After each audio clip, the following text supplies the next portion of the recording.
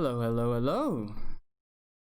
Good afternoon to those who have joined us for our podcast. This is the second episode. Oh, what is going on? To those who have joined us for our podcast, this is the second episode. What's up, dude? I apologize. I had a little bit of a reverb on my side. It's not the end of the world.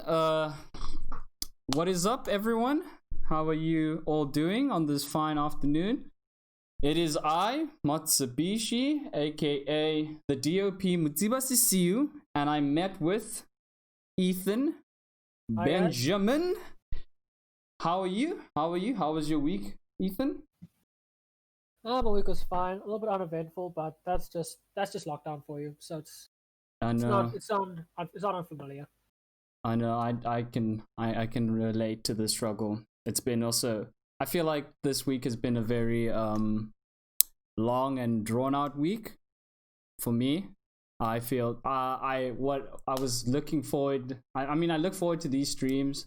So every time the stream's over and then I go to the next week, it just feels like I've been anticipating and I'm hyping this up to actually finally come out again and do it again. It's like a 1-day work week. You work 6-day holiday and you just work on Sunday. Yes, exactly. How do you want to kick this off? Let's just start. I do first want to mention, there was some issues with our funding page previously, which is why it wasn't available on our first podcast.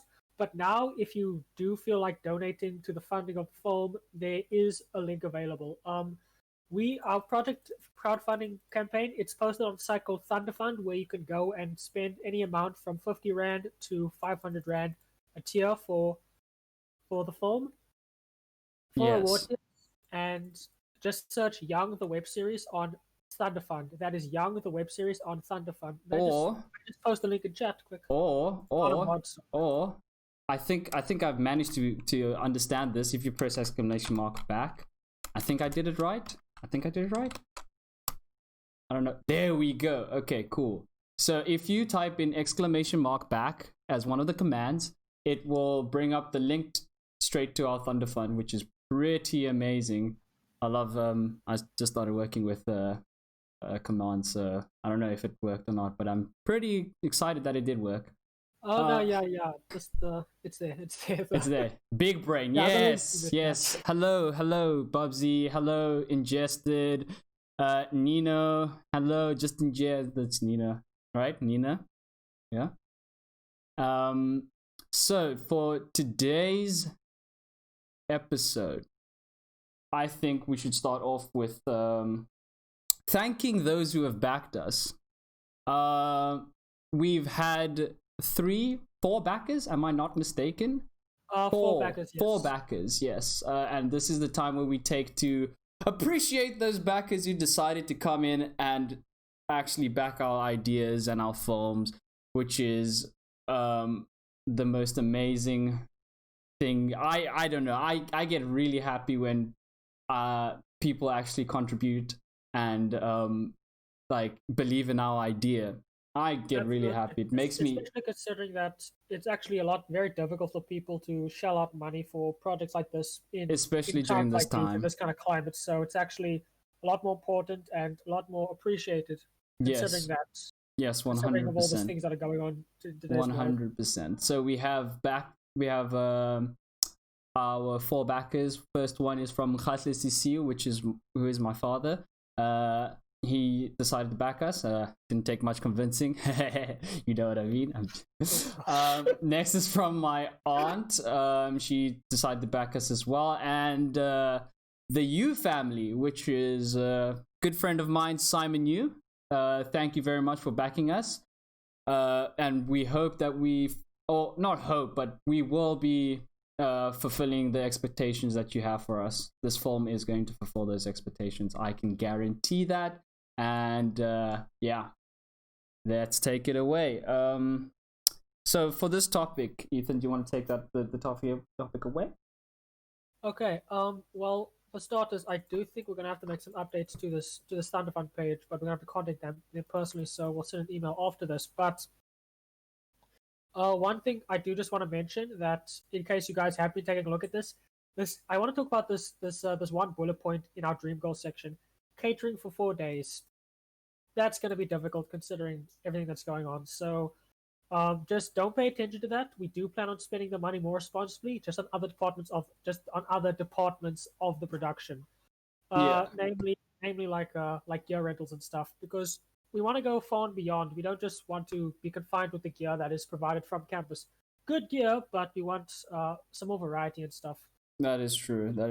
Our gear does supplies with gear. I mean, our campus does supplies with gear, but it's not the best. It does get the job done.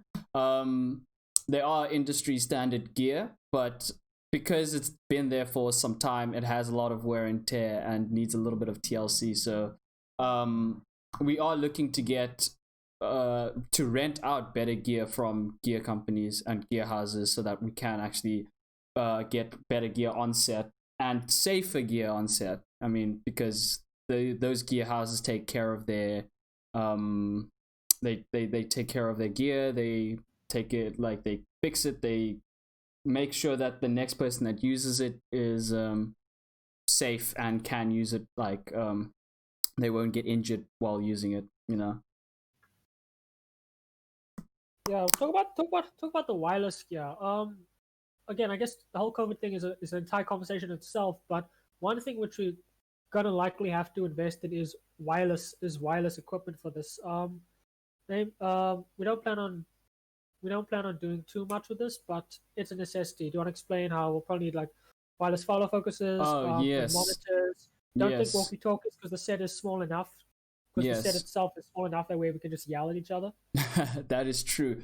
So in order for us to keep this social distancing idea on set and implemented on set, we need to start renting out wireless gear. So I think on industry in the industry they do use wireless gear, which is very common there, but for small films and films like us, we don't necessarily have that.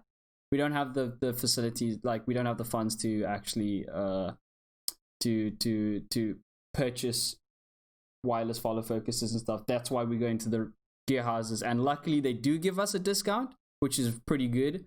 So all students get like 50% off the gear, which is amazing and helps us tremendously. So with that, we need to go. We definitely do need to get wireless follow focuses and wireless monitors. As much like we need to get the wireless things just so that we can actually keep safe and keep social distance, and so that everything also runs smoothly. People can sit in their own nook and cranny of the set, safe, and they can still do their jobs without getting any closer to anyone else, you know, without infecting anyone. Because I mean, the idea that we have on set is that everyone is a potential carrier, so we don't know who's safe, you know. So that's what we're trying to implement on our set, that nobody's safe, that if you are going to be on set, you need to like have your essentials, hand sanitizer, gloves, and all that. We need those on set, and also the wireless materials, the wireless equipment help us with that very much. Yeah, and plenty of sanitizer. Like I just thought now, the fact that we're dealing with a script that involves a guy stealing from stuff, which I'm just thinking about how many times we'll actually have to be spraying small little items every time they swap hands. That is 100% true. That is 100% true. We're gonna be having to. We're gonna have to do that. Yeah. Oof. Thank you for the follower, Mr. Lowe. Welcome. Yeah, so that is we're gonna have to sanitize almost every single surface that Darren touches on set, because it's gonna I mean, it's gonna be a nightmare, to be honest. It's gonna be a nightmare trying to trying to keep track of what he's been touching, and then trying to like, how do you say, trying to keep track as well. I've literally lost track of my life. We have to have something for like a Word document or an open Excel sheet. Okay, this time that person touched that thing. Okay, when we do that scene, he touches it so and so times. It's gonna be pretty fun just having someone there with an open Excel sheet, just saying, no, don't touch that yet. Let me record it down first. Okay, now you can touch it. Exactly. We're gonna need someone like that. Like, I feel the continuity, the continuity person on set is gonna have so much work to do. We need to get someone that is really, really, really good at what they do. Like, extremely good. Not only do they have to keep track of what is going on set, like where everything is continuity wise, but they also have to keep track on who's touching what, who touched where, who walked where, so that we can also keep our actors safe and also the crew safe. Do you want to do it? Do you want to do what they're doing with the gear, where like only the grip and only the gaffer can touch the gear they book out? Do you want to do the same thing with the actors? Like, okay, this guy, he can only, since he's walking in this part of the house, he's not allowed to enter that part of the house, so he can only touch these items and himself.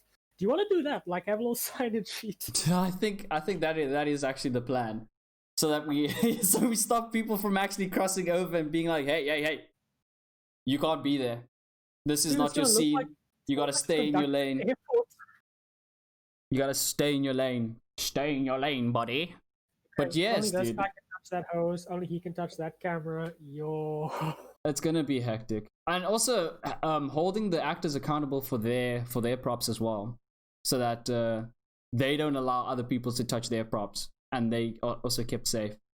And it's also very weird. It's very, very weird that when you on set, sorry for cutting you off there, but it's very weird that when you're on set, the actors are those who don't wear masks and stuff. Like, they don't wear the mask, they don't wear protection, because we want to see their face when they act, and everyone else around has to wear masks and stuff. But they, like, it feels like they're putting their livelihoods on the line. I mean, they did come in here for the jobs, and this is what they're doing. They are actors. I just think it's very weird that it like, there is such a separation that they don't wear masks and we wear masks. Like, I don't know, man. Yeah, we only shoot with really deep lenses, or in wide shots only, and only like the camera person should stay at the camera while everyone else is just like, and we've got to establish a radius, I think. Filming during COVID is a nightmare. It is. No, like, we haven't filmed, but like, thinking about it and what we've been briefed on, all of those things that we have to do. Wow, it is actually a nightmare. But it is what it is at the end of the day. We can't, like, we have to keep safe. We have to move on. We have to take these tough times that we're in and actually go on and do what the Romans do. When in Rome, do what the Romans do. Yeah, and also about the COVID thing, and also I've also actually thought about this, because I would actually have to change the way things are written as well. I can't have the script where people are touching each other so much. Of course, that does mean they're still gonna have to touch the items they steal. And so I was thinking, considering that that we're not doing a film where actors wear masks all the time, because we don't want it to just be like a COVID film, despite the fact that the climate may call for it. I was thinking that maybe instead we don't make this a modern. I was actually thinking maybe we don't make this a modern script. Maybe we set this at, like, I don't know, before pre-COVID time. Like, maybe this would be something taking place in like 2017 or something. You know, like, we think of some important event that happened in 2017, and for example, maybe like throw in a newspaper or like something on the news or something somewhere in the show, just saying like, okay, around context of where this may take place. You know, just provide some context, because I do remember having a conversation with Jesse once, like what happened, like things that seem so recent actually. Just to give context, Jesse, sorry for cutting you off. Jesse is one of our friends who also is a director at City Varsity as well. Just to give everyone else context. Yeah, and I remember a conversation we had about how it's weird that that something which happened so recently can still be considered the past in a film. That may seem like a weird way to describe it, but it goes against like this. We're in 2020, but we could make a movie about some big event that happened in say like 2015 or 2018. You know what I mean? Mm. And I am, yeah. It doesn't conceptually. It's not weird, but in execution, it feels kind of odd when you feel like you can make a movie about something that happened so that didn't even happen that long ago. No, for real, dude. Um, it is such a weird time. I was thinking instead of like also a different take on it for this, instead of going back in time and filming something that is that like that is before COVID, pre-COVID, but we do alternate reality where COVID hasn't existed or doesn't exist, where we like continuing with our day. Thus, I feel like that idea gives audience almost an escape from their current issues and which what is it's what film does. It creates an escape for the audience. I mean, we give them an escape to a world where COVID hasn't been there and doesn't exist, and everyone's going about their day as if everything is normal. And I've been watching films and I've been watching movies and stuff. Those movies that have come during COVID time or were filmed during COVID time, they don't use COVID as a storyline, or they don't mention anything like that. But granted, they were filmed pre-COVID, and probably the concept was created pre-COVID. But many of the media that I've been consuming and like has been new or relatively new has not shown anything to do with COVID-19. Like they completely have not shown that side of the world. And I don't know if it's because it's a delicate subject, or it's because we're currently going through it and there's nothing that they can like portray in a movie. I'm not actually 100% sure, but it is something that I have been noticing. I would imagine that's just the consequence of like these productions were either written or were already in development before we were put into a pandemic. I think that's just the consequence of it. But also it does tie into what you said about how maybe we don't know how to deal with it because it's so new. When things happen, we can't just immediately make a movie about it. We first have to let it settle, so that we have to let the dust settle. We have to examine it. We have to wait to see it till it finishes or blows over. Then we have to look at it from that perspective, like from a hindsight perspective or past perspective, because sometimes things can be lost in translation or can be downright insulting. Like I think if there were movies made, I think let's take 1990 for example. I think if there were movies made about that while it was happening, I think the message would just be lost on a lot of people. I think it would just be an awful film. But I do think if you look at those elections and you look at that period from like say if you were someone made from 1996, that would make more sense. And of course, now that we have more insight and now we have more insight, more opinion, and maybe even more books written about it, then it's a lot better because you have more perspective on it. Which is why if you made that same film about the elections in 1990 and to 1994, if you made that movie in 2002, it would feel a lot more genuine. I mean, ideally, it would be a lot more genuine than that film made in 1996, which would then be more ideal than that film made during it. You need some sort of hindsight and perspective on historical things, on historical happenings. Yeah. So I think the same thing applies with war films, like a movie about a war as the war is happening. That the war seems all upright and optimistic, has really nice music. It almost seems like propaganda. Then you can only really talk about the perspective of a war film from the soldiers and like all the bad stuff that happened with it. After you see the political impact, the worldly impact, the shell shock from all the soldiers. So I need perspective. So I do think COVID films, the reason we don't see COVID films, I'm putting this in air quotes, is because we have yet to gain perspective. You can't have a COVID film until we actually know more about what happened. The story is still being written, which is why I think there isn't a lot of media about COVID-19. Like the only thing I can think of is there's this other series that one of our other classmates is also going to be making, like at the same time as us, that deals with COVID-19. But that's like the only thing I can think of that deals with it. So yeah, we need time. That is that is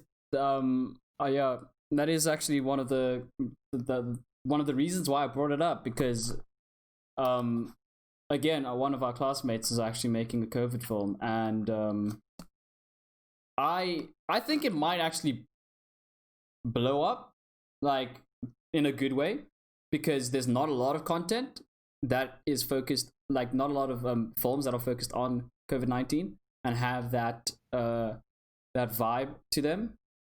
That is for sure. There might be, but I haven't found them yet, or I haven't actually explored and seen anything of that.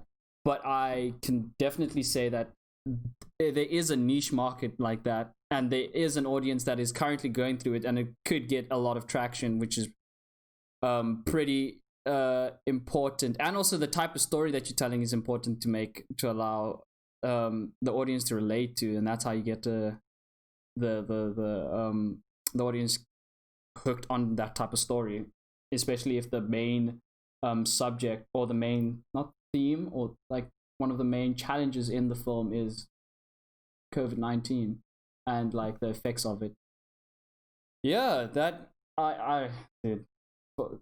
These times are some tough times, or some weird times, but we are here to bring a smile to people's faces and discuss how films and the film industry is actually moving forward with these COVID-19 times. And as you can hear, that we discussed earlier, the camera department is actually taking it pretty well. We have a lot of, although it's a bit hectic, we do have a lot of rules in place, and people are going to be safe on set. It hit you all the hardest, yeah. Yeah, we got hit the hardest, but we will get back even harder and be able to pull off those sick, beautiful cinematic shots, even if we are socially distancing each other on set, which is pretty okay for now. We also came to discuss how far along we are in our film, in our creation of the film. We are currently we explained last week that our script was sent back to us, which with some good feedback and some there's no such thing as bad feedback. There's no such thing as bad criticism. I don't know. I actually know that there isn't. I believe there isn't such a thing as bad criticism. But we got it sent back. We are currently revising multiple ideas when it comes to this script. I feel that in order to write the script and to make it amazing and to make it really good, we have to explore as many avenues as possible, and that's what we're trying to do. Something I would like to say is that with this, I think we might, because we have to explore so many avenues and we're getting so much feedback, we are actually in fact going to be giving you something which is going to be unexpected, because we ourselves are still making the story. We're still making it as we go on, because we have to explore different avenues, because we had a finished script, but we have to finish it again and again and again. So it may seem daunting to us, because it means there's a lot of work we got to do even before development itself. But I do think that it's a plus for you guys who are the end user, because again, it's going to give you something you may not expect, because we are also surprising ourselves with the ideas we're coming up with. We actually spoke with Motsiba earlier today with a whole bunch of ideas, which very wildly. That was actually a lot. it's scary, but it's also exciting. Just the kind of things we come up with. Very wild, very wild. We were discussing killing our babies, which is a term. It's not about killing actual babies. There's no babies that are being killed in this film. I can trust you. I mean, you can trust me. I can assure you. That's what I meant to say. I can assure you that there are no babies being killed at this time that we're discussing this film. None. But we had to. We were discussing how we could make this character go through the most, and also portray him, and also not lose what we were trying to portray in the story, which was very difficult. It was it was a nightmare because we keep because we're such different people, Ethan and I like we explained in the last episode, I'm into like comedy, like dark humor type of thing. I find the unexpected very funny. So if a character goes through a situation and it comes with an unexpected outcome, I find that to be very interesting in a film. Where and I would think that Ethan kind of finds the same thing similar, but the way we would come around it is, for me, there's some things in the film I felt didn't need to be explained, to be honest.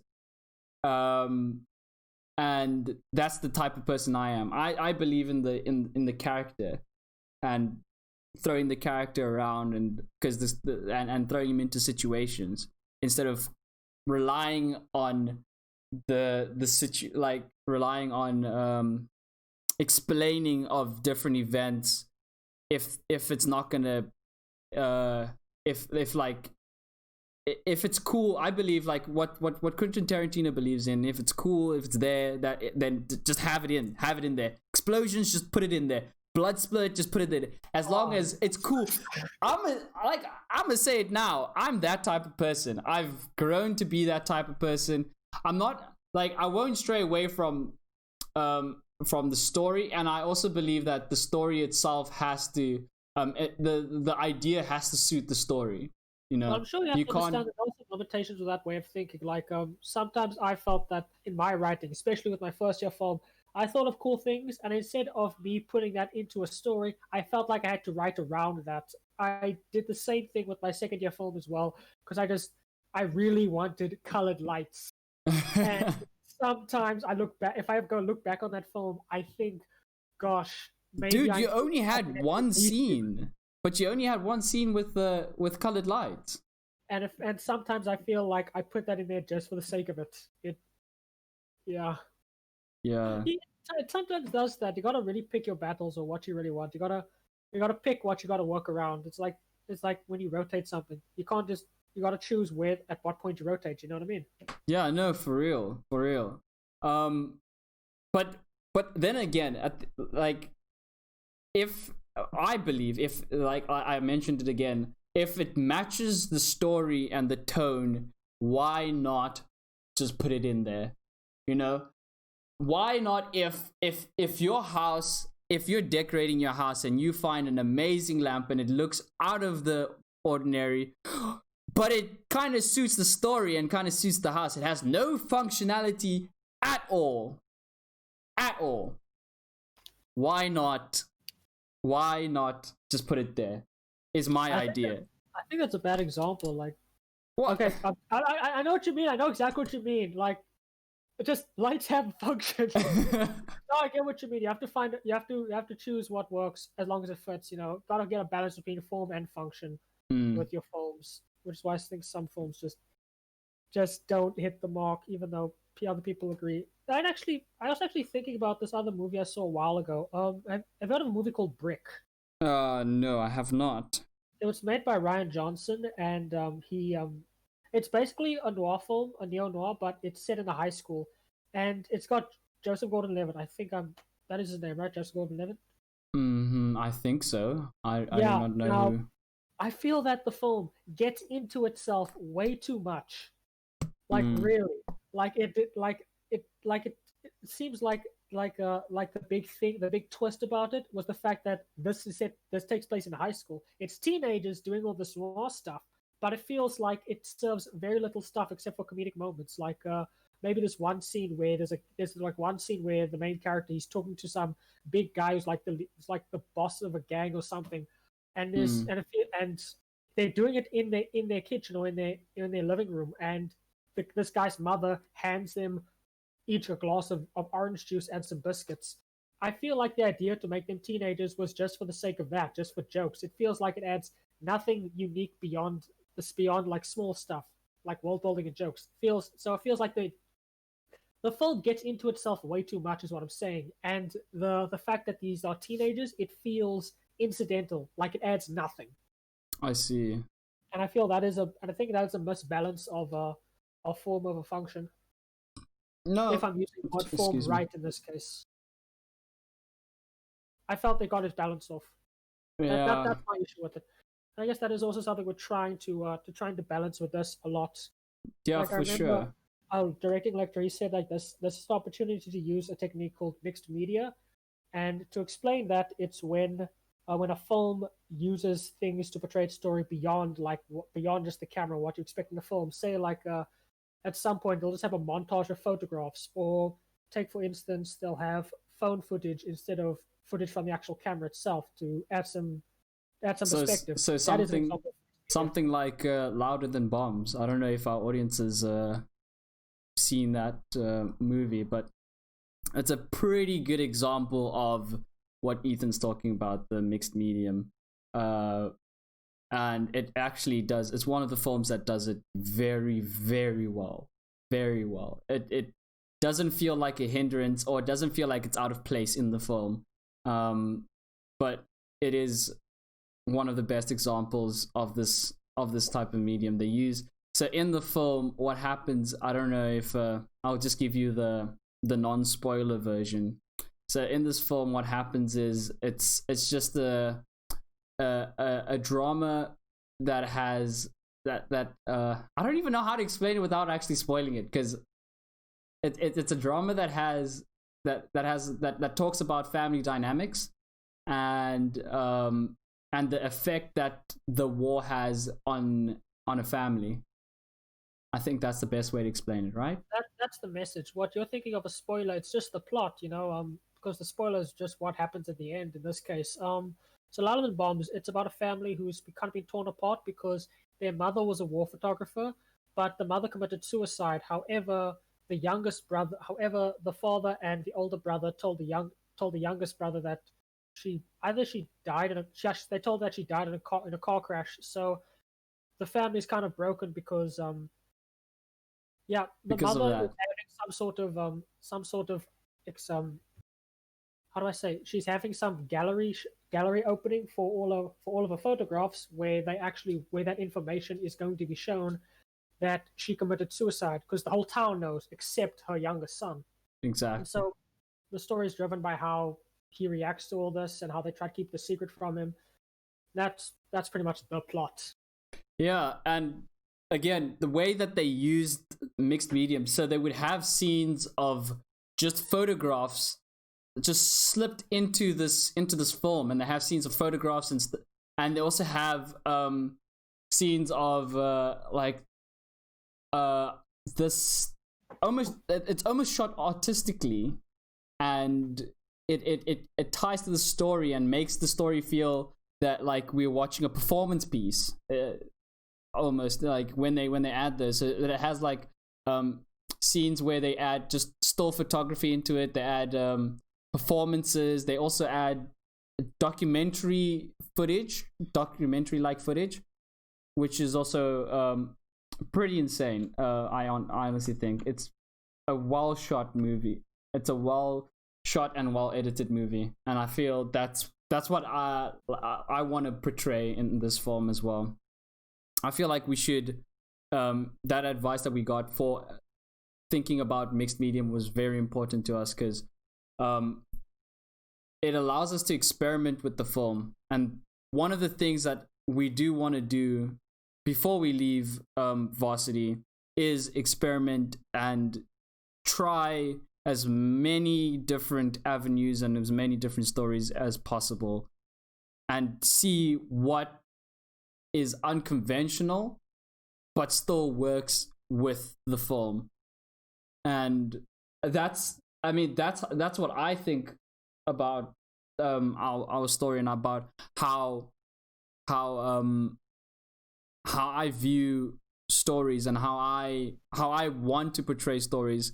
I enjoy, again, going back to what we said in the beginning, I enjoy unconventional, and I enjoy those types of stories where the outcome is very unconventional. And that's what we want to try to do in this film. Yeah, I absolutely agree. I think every single year I tried to do something different because I felt there were things in the previous one that I felt didn't work, but I just wanted to kind of do something to see if I was better at something else. And I want to talk for a little bit about how these ideas sort of came to me, because how do I say this? I never wanted to openly admit this because I felt it was kind of embarrassing or like against what the lecturers would have been saying, but the inspiration came from very different places where I gosh, shut the bed. I never really use your words, buddy. Use your words. I never really got the stories, but I got tones and I got little tidbits from them. For example, I would never use this as a reference, but there's a movie which was very okay. Noah Baumbach made a movie called Marriage Story last year, and I watched that twice. Not something I thought I would watch because it's about a family. You know, they're divorcing. It's all sad. You know, you really see how these two perspectives, how you could side with one more than the other, despite the fact that they both have equal weight in what went wrong with the relationship, or how they could have handled things better, or how one screws over the other. And yet somehow it has nothing related to stealing or anything like that, but it still felt like it was something that actually helped me write the story, because I think you always start with the smaller stuff, and then you build up the bigger things, like you look for tone, look for music, but you never actually, sorry, you build on things. You never get all your sources and all your inspiration from a single source from one place. There's this anime called Fooly Cooly. That's something I'm very embarrassed to admit. Don't be embarrassed. Sometimes I get my inspiration from be proud of the Fooly Cooly life. People are sleeping on Fooly Cooly. It is so good. I watched it in high school. Got me through high school. It got me through like those awkward times of my life. I watched it. It was amazing. And I will watch it. I even watched it again. I watched it in second year. And I was like, this is just too good. This is just too good. Don't knock it. Don't knock it. No, but the thing is, I've come embarrassed to admit it because, like, I remember I would make fun of people for watching anime. You were one of those guys. Especially my one friend. I wasn't like I didn't legitimately hate them or anything. It was just funny, you know, like calling someone short. Like you. I'm not short. Like the same height. Continue. Yeah, and namely, not so much the anime, but there was this one YouTuber called Hiding in Public. Now, he made a few videos on Fooly Cooly, and I remember watching his stuff, and that sort of helped me with, not with the idea itself, but it made me realize the kind of story I wanted to get out there. Because in previous years, for context, if you check my YouTube channel, you'll see I made a short film called Bleed in first year, and my second year film was called Afterburn. One was about two friends who used to be bank robbers, and the other one was Afterburn, was about a mute girl who was taking revenge on it's a revenge story from the perspective of a mute protagonist. Now, when I saw this video, he spoke about how, I think the video that he made that I saw was called I Want Her, I Need Her, and it talks about how there's such an imbalance between what people expect and between the things you do which give people certain expectations which you do not intend. For example, because in Fooly Cooly there's this girl who's meant to be an alien, and she sort of befriends the main character who's like some antisocial like 13-year-old boy, and because of the way she acts around him, she's basically manipulating him, because, you know, he is because how do I put this? He's in love with her, or he thinks that she can give him something which he's been missing his life because of the way she acts around him. It's very unfair the way she acts around him because it's almost like she's promising something which she's not giving. She's promising him a life of adventure and romance when that's not really what's happening. And it made me think, this is cool, this is more social. And I thought I wanted to write something that was a lot more social, deal a lot more with personality, which is why I thought stealing. A guy is stealing from someone who's close to him. And that is not something that everyone would normally do. Because in this case of Fulikuli, this isn't something that normally wouldn't happen. This girl is basically manipulating him and he's falling for it because he's young, he's naive. He is a kid he's a kid who doesn't have much, so anything he has he will grab onto. And I thought that is something so cool because it is so simple yet so complex. Let's make something more social. Let's make something about a main character and make it all about him. Make it introspective. And that's something I'm very not used to, which is why I think it takes so long to write this and come up with ideas. What did you think when you thought about? Did I get that message across when I handed you the script about this? Yeah, no, I got that message initially, and I did mention this in the previous podcast. I was very confused when you first initially came to me with the idea, but as soon as you presented your references and where you got the idea from, I started seeing the story clear now, and I started seeing where you're coming from and what type of story you're going for. And as soon as you mentioned like the reference of Fulikuli, I immediately was like, oh damn, okay, I understand where you're trying to go with this film, and where you're trying to like the type of the social issues that you want to deal with in this film, which was pretty interesting for me. And I loved the fact that you brought up Fulikuli, and you should stop being shy to mention that is your reference, because it's such an amazing. If I do. You have to go and apologize to the person that you made fun of. He needs to know that you. But yeah, as soon as you mentioned that reference, I started also thinking about the situation and how do you portray that type of the complex idea that is displayed in Fulikuli, and how do you portray it in this web series that we're trying to do? How do you take that idea of a naive 14-year-old boy, or 15-year-old? I don't even know. He seems like he's old enough to be 16 or 17. I'm just going up the ages. Anyway. 7, dude. He's not in high school yet. I thought he was in high school, but that's besides the point. It's so creepy because like both his brother's ex-girlfriend and this girl. Oh yes. Yeah, that's what made it so creepy. Okay, so again, how do we portray that this young boy is being manipulated by this alien? And I say alien because she isn't. That is how the story is. And how do we portray something like that into a short form, a short series, which I'm still trying to, like, I'm still battling with, and I'm still trying to take pieces and try to split it up and see how we can do such a thing. I got 2 ways, which I tried to put in the script, which I think our lecturers did say I got to hammer down on. That is environment, like his office, like I said, background character, or you said like background character, like him being a background character. Gosh, I shot the bed again, and just him in alone, in introspection, because you're really yourself when there's no one watching you, and that's how we plan on writing his main character, his behaviors and stuff when no one is watching, when he's alone, because you're truly yourself when you're alone. No, and that is true. That is true.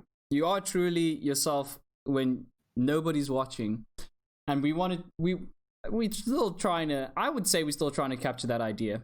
That idea is we're trying to like preserve that idea, not actually capture. We've captured in our first draft, but we're trying to preserve it so that the more stuff we do add into the story, we don't lose that core element that makes Darren who he is.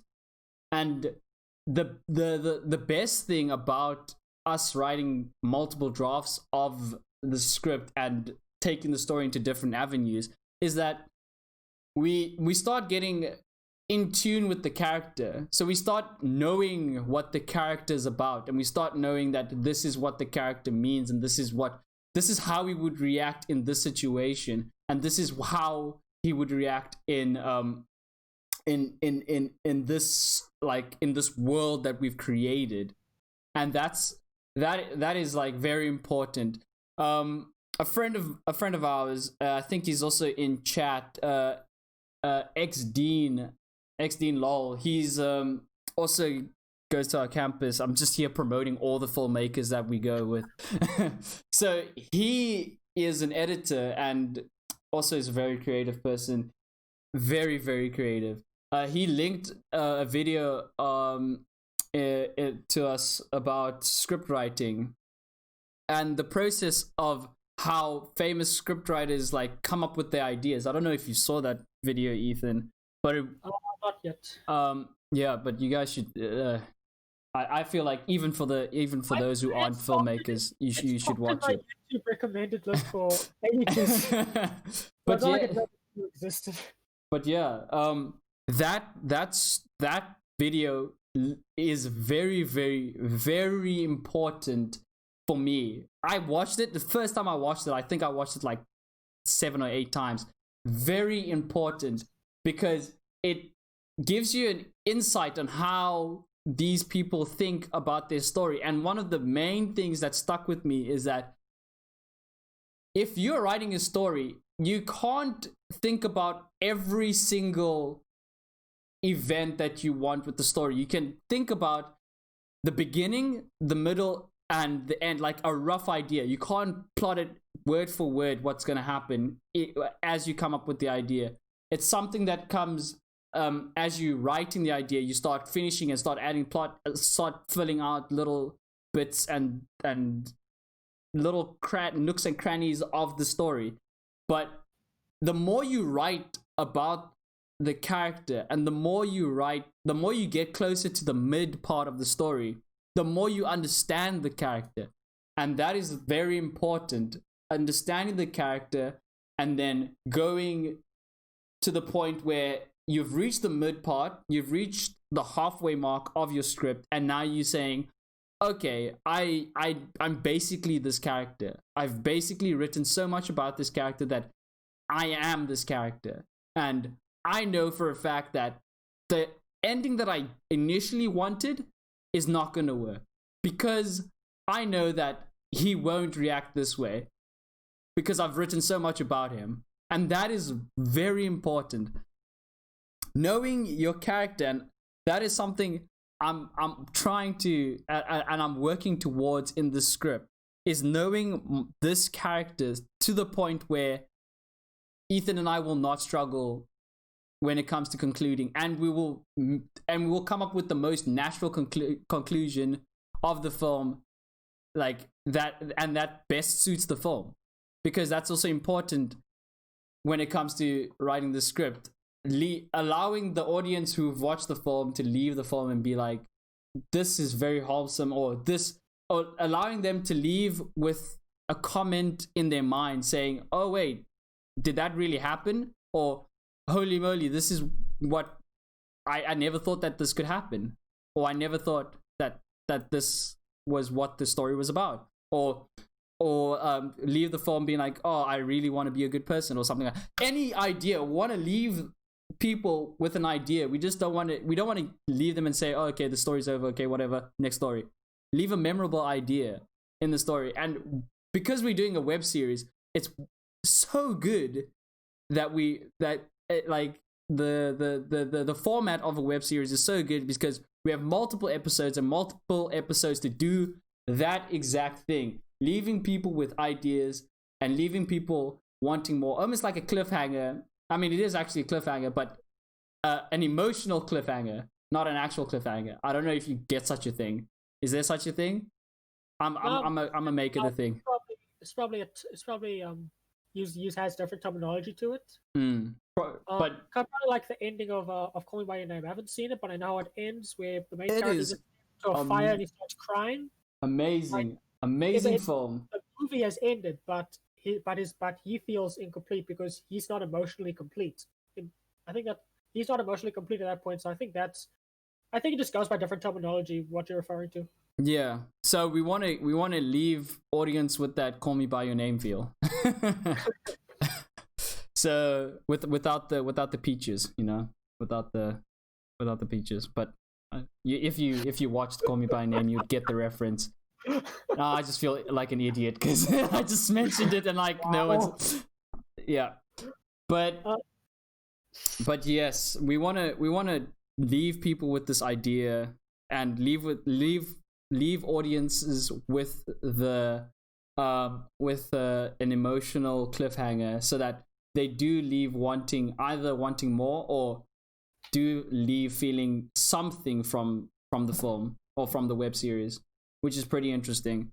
It's an interesting avenue that I want to approach in this film.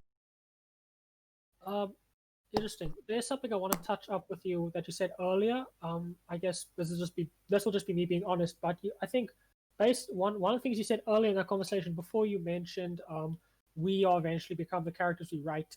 You mentioned how you still got to fill in nooks and crannies. You think of events, but you can't think it word for word because you're still making a story.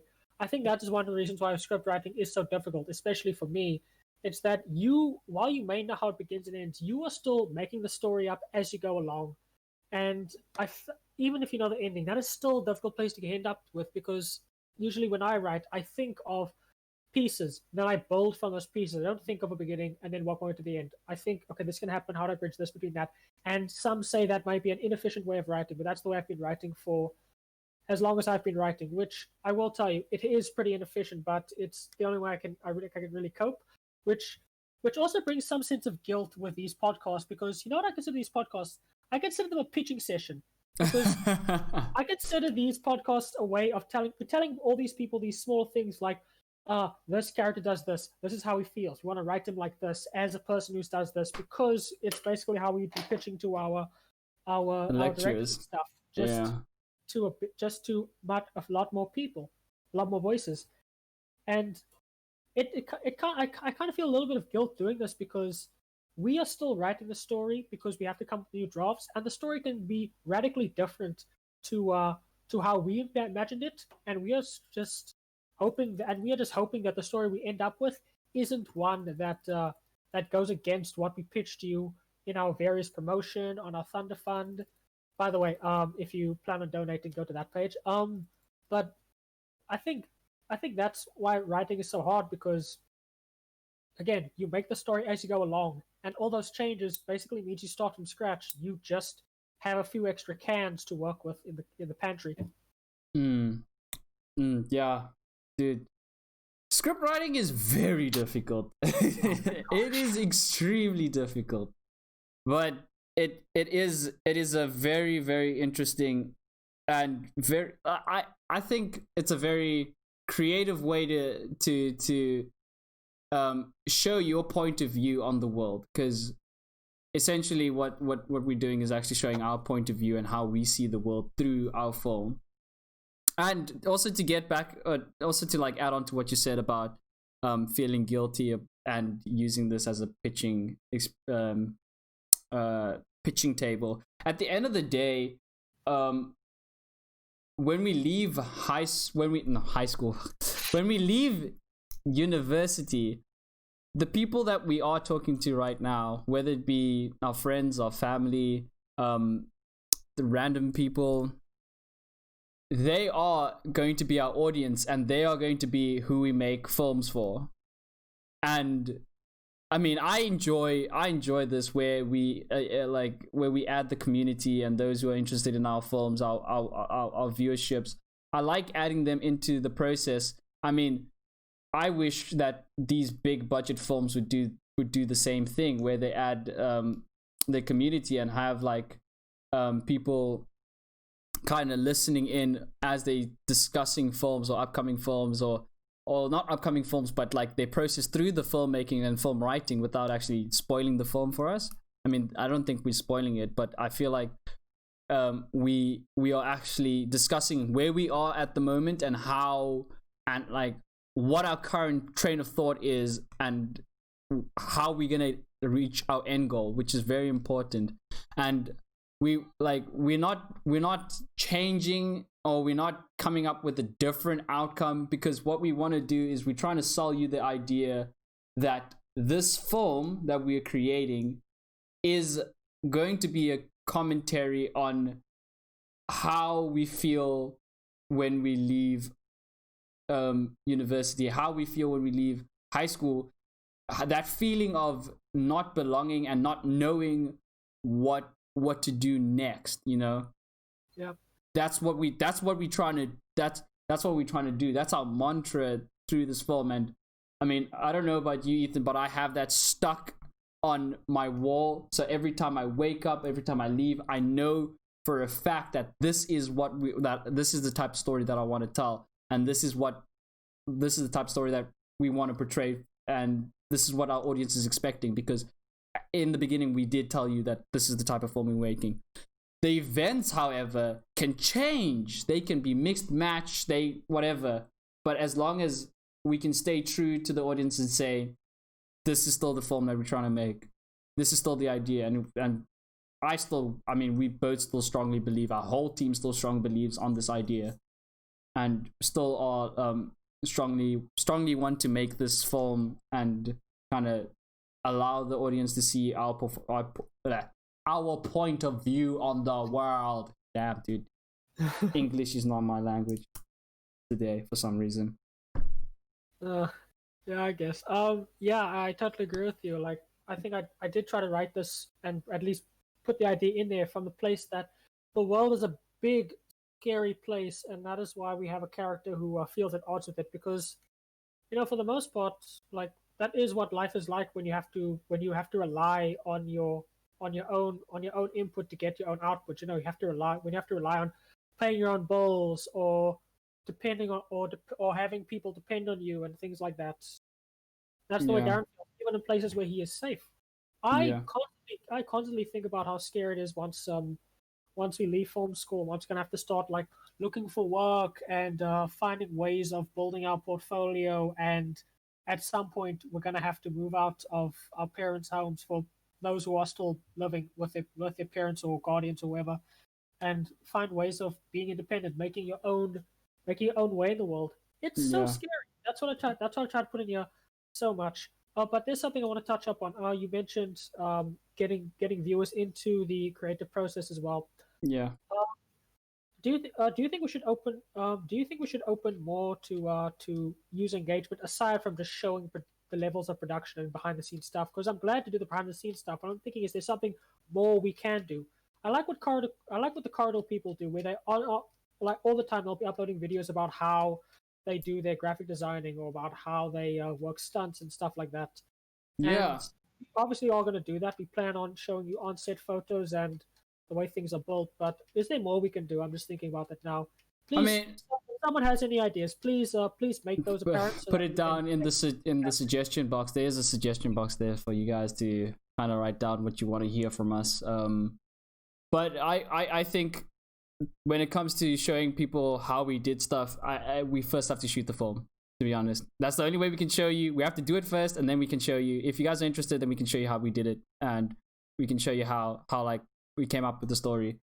But one thing I do want to do, and just to wrap out, like as a last thing, I do want to show like everyone or our viewers some of our old projects, and have us like describe, so that they know where we came from. We're not just phonies who literally started at Twitch and now are just asking for your money. We actually are filmmakers. So even though it doesn't sound like we are, we are filmmakers. We have done a lot of projects, and we don't have a lot of experience, but we have a decent amount of experience where we have worked on sets. I've worked on sets, a lot of sets. Ethan's has worked on a couple of sets. and he has worked with companies and edits and all that. So it's there. The experience is there. It's not a lot, but it is there. My channel in the chat, or is that weird because I'm not a mod? No, are you not a mod? I'm not a mod that on has your to be channel, so I don't changed. know if it's gonna flag this or anything. No, just this. I think it's fine. Okay. My first and second year short films are on that channel. Yeah, and then next week if you guys are interested, we can break some of these down for you and explain to them where our mindset is, and also gives us a little break from spewing our podcast. I mean, not our podcast, our web series at you. Although we can talk for hours on our web series and how this process is frustrating and delightful and full of adventures and full of ups and downs. We can, but we also want to branch out and show different things that we have done, and also kind of explain and see and show you guys that we have experiences and stuff along those lines. Too much if we don't have visuals. It's like a meal without rice and no sauce or anything. Yeah, definitely. We have been on this for an hour, and we do have a class that's happening, I think at 1 or sometime like that. I'm not sure if it's still going on. Before we sign off, though, I do want to mention one thing. How it is our friend's birthday today. Oh yes. Josh man, happy birthday! Joshy man. It's a thing that we do. If whoever's in chat, just type in Joshy man. Wish him a happy birthday. He has done a bunch of work, and I will link let me actually just find it here. It's very interesting. He also has a podcast as well. His is not the same as ours. It's not on Twitch, but his is on Spotify.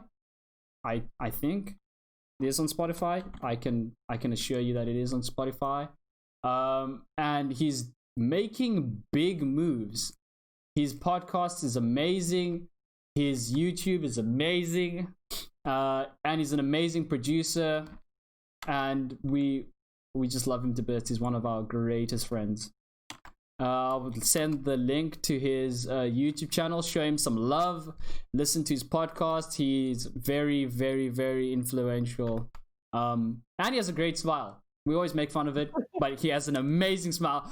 He has one of the best smiles ever. It's like it's because his mom is a flippin' life coach. Dude,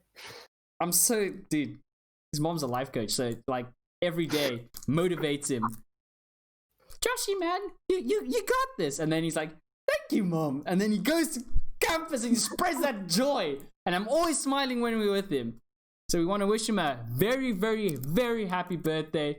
Also want to thank Fatima again. She created the backgrounds that we're the caricatures that we're on. She also did our overlay. As you can see, we changed it up a little from the last episode. Made it a little bit more formal and enticing. Also, guys, what do you want to see on the corners? I want to put in our latest backer on the one side. And on the right side, I'll put our, I don't know, donators or whatnot. I don't know. Something along those lines. And also, we are currently so close to our affiliate goal. So if you guys can get your grandmothers, get your mom, get your dad, get your family members to come and follow the channel, bring them here. Bring them here. Bring them in here to listen to our mouths flap about film stuff, because we're the biggest film nerds of South African time, I feel. We're the biggest film nerds on Twitch, or the only film nerds. I haven't found any podcasts, so I'll claim that as the biggest film nerds on Twitch. Those are some big shoes to fill, dude. No, we are. I claim if you can find anyone that's bigger than us, then I will gift a Twitch Prime to waiting for someone to send like 5 different channels in chat. I will do a what's this called? I will do a random roll and then put like the names of people who sent these links, and then they one of them can stand a chance to win a Twitch Prime paid by me. I can guarantee it. You will stand a chance to win Twitch Prime. Anyways, for 1 month, just for 1 month, because I am still a student. I can only afford 1 month's subscription of Twitch Prime. No more. Yeah. So if that is all from everyone else, Ethan and I have a class to catch. Guys, please enjoy your weekend. Please enjoy your week. Enjoy whatever nuances has occurred to you, and thank you for listening to our podcast. Thank you for listening to our podcast. I would, again, no one's streaming that I could send you to, so maybe one day someone will be streaming halfway through the day and I'll be able to send them to you. But South African streamers normally stream at night and stuff. But anyways, guys, enjoy your days, have an amazing time, and watch some films. Cheers. Cheers, guys.